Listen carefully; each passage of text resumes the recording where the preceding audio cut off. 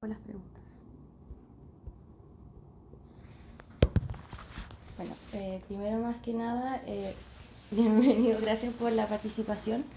Si me podría contar un poco acerca de qué se dedica como aquí en la universidad como respecto a la psicología, como cuál es su área y también cómo se fue relacionando, interesando también como respecto a la meditación. Súper.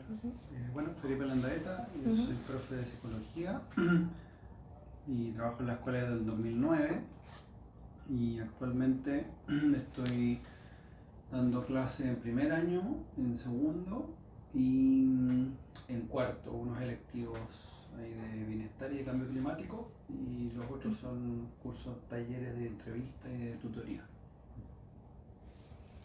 ¿Cómo se fue como en relación a la meditación? Como, ¿qué conoce? Sí, yo llegué a la meditación a propósito de una psicoterapia que hice hace como 20 años, de hecho, como en el año 2004. Y con el psicólogo que estaba en terapia, él me acercó a la meditación, ¿sí? Porque él es budista. Y esa fue mi primera experiencia. Entonces teníamos en la misma terapia, teníamos prácticas de meditación.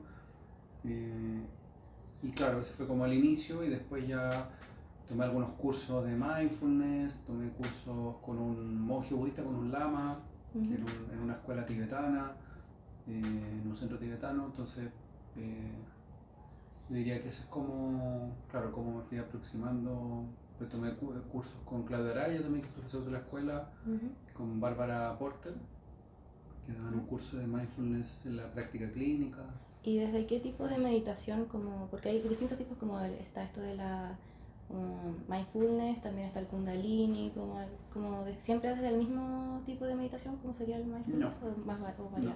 no, porque claro, yo partí con prácticas budistas de meditación, con meditaciones guiadas en la terapia, y después tomé un retiro de 10 días de silencio de la tradición del Vipassana de Cuenca, que es un tipo de meditación que, claro, que como que si uno mira los tipos de prácticas de meditación, el Vipassana es más profundo que mindfulness. ¿Y de qué se trata? Es que eso yo nunca lo había escuchado. El Vipassana es, a ver, como para ordenar, el mindfulness generalmente es como de las primeras prácticas que se hacen en las distintas tradiciones, porque lo que busca es promover la atención, que uno aprenda como a dirigir la atención a cosas específicas. Entonces por eso uno dirige la atención a la respiración o a las sensaciones del cuerpo. La atención plena, como eso. Claro. Claro. Entonces la idea es como cultivar esa capacidad de poner atención y como de concentrarse en un estímulo o en un objeto, entendiendo de que vivimos permanentemente saltando como de un objeto a otro, yendo al pasado, al futuro y tal. Entonces como que el mindfulness permite estar más aquí, por decirlo de alguna forma. Entonces, por ejemplo, el Vipassana ya es como otra tradición que en términos del desarrollo del budismo tiene que ver con la escuela Mahayana, ¿ya? Que ya tú empiezas a practicar no solamente para beneficio tuyo, sino para beneficio de todos los seres. Entonces eso tiene que ver con la cosmovisión budista. Tiene que ver más como con la comunidad, como algo más... Tiene que ver con eso, en términos de, o sea, de hecho, las tres joyas del budismo tibetano, por ejemplo, el Buda, el Dharma y la Sangha, o sea, es como el maestro, la enseñanza y la comunidad. Entonces, sí.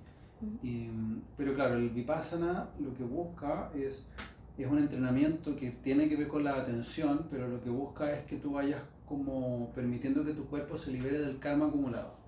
Esa es la práctica. Del karma acumulado. Del karma acumulado. Entonces tiene una forma bien específica, donde tú diriges tu atención como pasando por todo el cuerpo de una forma como más o menos rápida, pero con una atención plena y sin aferrarse a ningún estímulo, a ninguna sensación en específico. Entonces, cuando uno se entrena en esta práctica, claro, empiezas a permitir, en tu cuerpo empiezan a surgir tensiones, y en la medida que sigues con la práctica empiezas a liberar emociones. Entonces, es como en ese sentido más profundo que mindfulness, porque puede ser hasta terapéutico el Vipassana. Esa es una cosa. Pero también están las meditaciones, por ejemplo, que hacíamos en el centro con el Lama, que es con visualizaciones. Y eso ya es otro budismo, que es el Vajrayana o budismo tibetano, que es como en el budismo se llama el tercer giro de la rueda del Dharma, que son meditaciones ya claro, tú buscas ya visualizar, por ejemplo, una cualidad del Buda, por ejemplo, el Buda de la compasión. Entonces la idea es que tú vas adquiriendo las cualidades de esa divinidad o de esa deidad. Y hay varios Budas, pues, entonces hay distintas cosas que uno empieza como a visualizar. Pero te fijas que para llegar a visualizar, primero tenés que estabilizar la atención. Entonces por eso hay un orden en cómo se practica. ¿Y se utilizan como algunos tipos de mantras o cosas así, o Sí. solamente la respiración?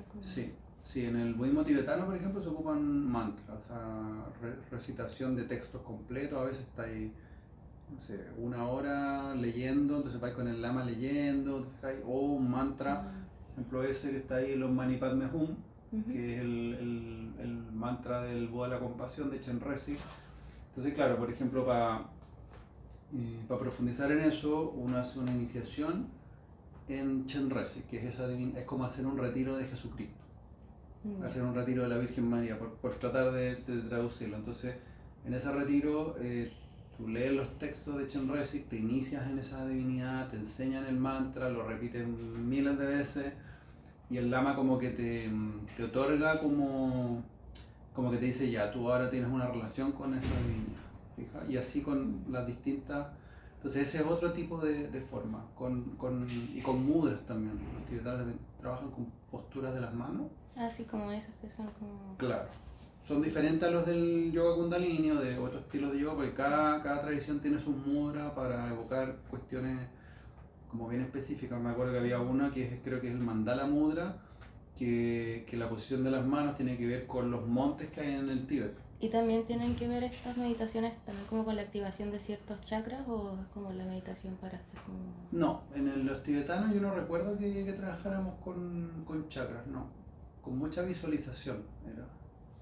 ¿Y a visualización a qué se refiere? Porque yo me imagino como la imaginería, como Sí, algo así. Como algo así. Eso es. Entonces te van describiendo, a mí me costaba mucho eso y me daba cuenta que no sabía nada, porque te dicen, ya ahora imagine el Buda tanto, sentado arriba de un círculo, y el círculo está dividido porque hay una luna, una media luna, y tú ya me enredas. O sea, Y hay personas que les cuesta visualizar o imaginarse cosas, es como más difícil eso. Sí, pues. Sabes que eso, claro, para lograrlo así bacán, tenéis que tener mucha práctica. Por eso hay otras escuelas, por ejemplo, que también conocí, la del, ¿cómo se llama? El Chambala. Entonces ellos son otra escuela y para ellos las prácticas con visualización están al final. ¿Cachai? Como que tú llegas para allá, entonces, pero después de mucho trabajo. Los otros es diferente los órdenes y tiene que ver nuevamente con la tradición, con el tipo de budismo en el cual se enmarca. También conozco meditaciones kundalini, con respiración.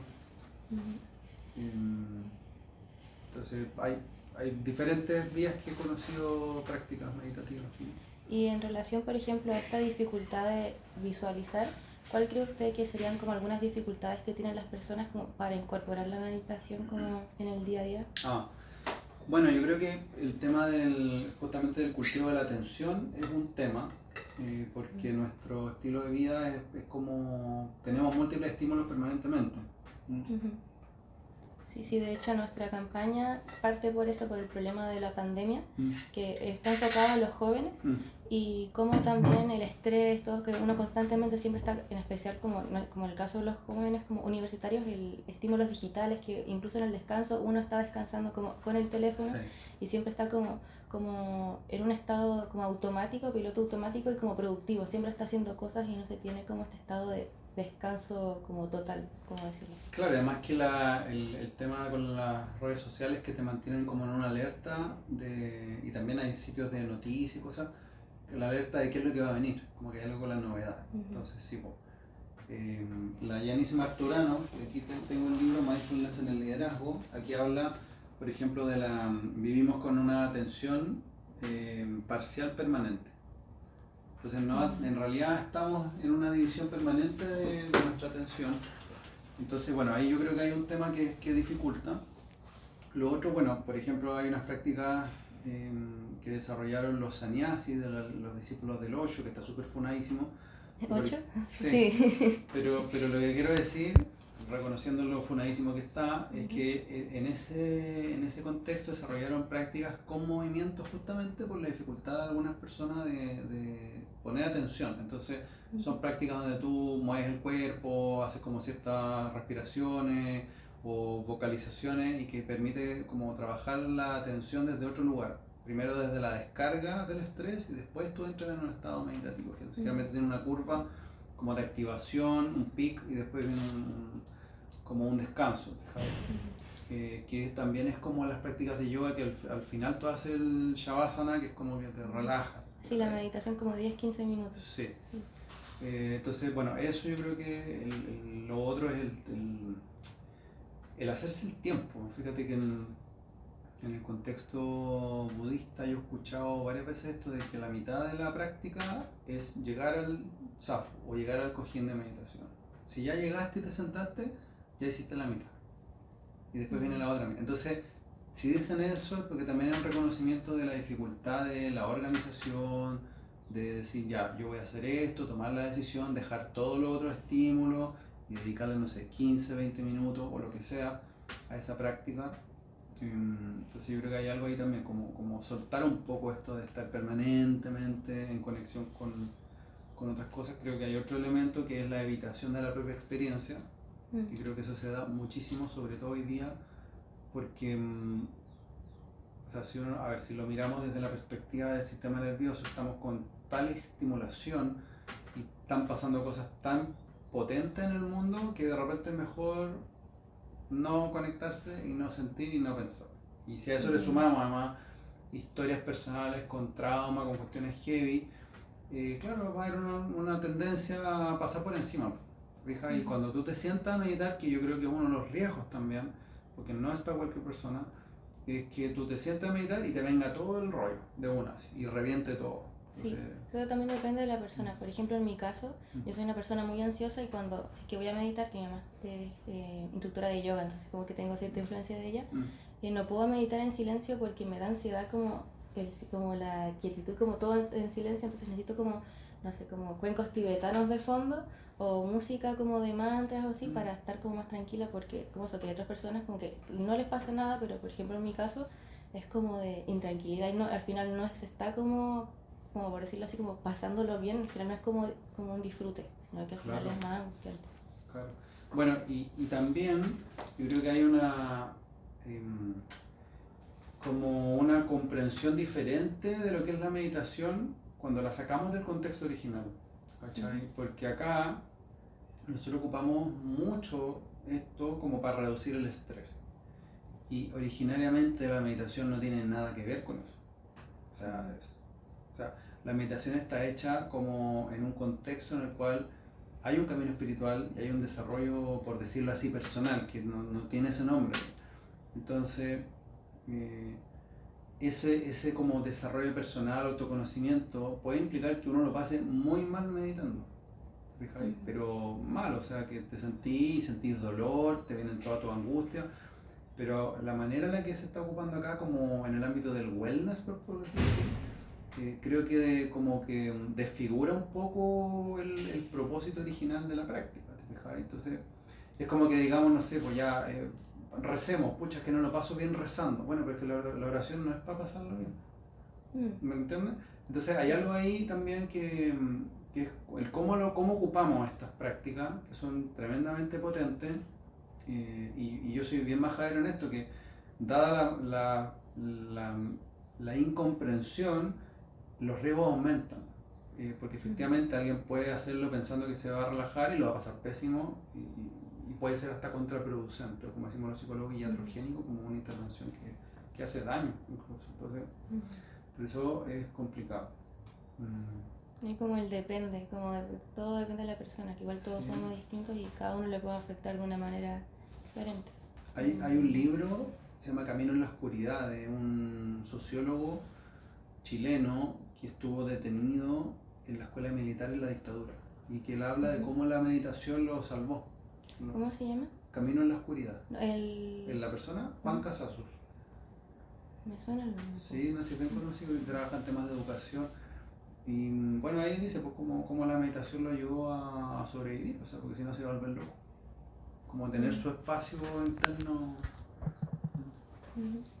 Bueno, era para finalizar, era como, cómo usted motivaría a los estudiantes como a iniciar prácticas de meditación, pero ahora está como este tema de que igual no a todos como que les afecta de la misma manera. Como, ¿usted cómo lo haría? ¿Como incentivaría así como igual?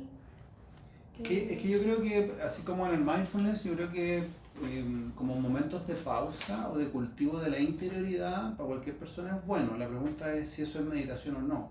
Porque, por ejemplo, para alguien puede ser, ¿sabes qué? Sacarse los zapatos y poner los pies en la tierra, hacer grounding, respirar y sentir el viento. Quizás eso es una práctica informal de meditación o de mindfulness, pero en sí misma igual cumple el objetivo de que uno se conecte, que se detenga, que sienta, que perciba, y eso puede hasta generar un efecto de relajación. Fíjate, todas las prácticas en la naturaleza, hoy día están los baños de bosque, etcétera. Salir al aire libre a caminar, ya es, uno puede tomar eso como una práctica. O sea, el mismo Thich Nhat Hanh, este monje vietnamita, dice que uno puede lavar la losa meditando.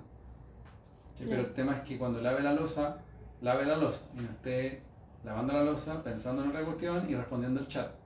Claro. Entonces, cada vez que uno hace, uno haría prácticas de mindfulness o de atención plena, cuando tú haces algo y estás completamente en eso, haciendo deporte. Igual es como un poco dejar de lado como esta idea productiva, como el multitasking, como estar constantemente haciendo como muchas cosas, como estar solamente enfocada en una, como más relacionada. Sí, puede ser leer un libro o ver una película, solamente viendo la película, o conversar con una amiga, un amigo, ponerse al día y no estar en otras cosas. Eso ya puede ser una práctica, o lo podemos tomar como con una actitud de presencia. Yo creo que eso ya cambia muchas cosas. Tiempo de calidad consigo y con la vida en general. Yo diría eso, porque en realidad no sugeriría, como tú decís, porque no es para todo, entonces tampoco sugeriría haga meditación. Yo le diría como busca lo que a ti te hace bien en realidad, para conocerte, para estar bien contigo, con tu vida. Eso igual también se puede relacionar un poco cuando dice todos deberían ir a terapia, pero igual como depende también del tipo de terapia como para cada uno. Claro, de todas maneras, sí. Y de repente hay alguien que la terapia no le hace bien, no le gusta, no le acomoda y quizá es mejor un grupo de meditación. Claro. O un grupo va a hacer una actividad que tengan en común y eso le puede ayudar a regular su sistema nervioso, a sentirse parte de un grupo, a cultivar sus pasiones, sus talentos. Entonces, en realidad son muchas vías para el bienestar en general, si lo englobo dentro de esa nubecita. Bueno, esas eran las preguntas. Muchas gracias por su tiempo.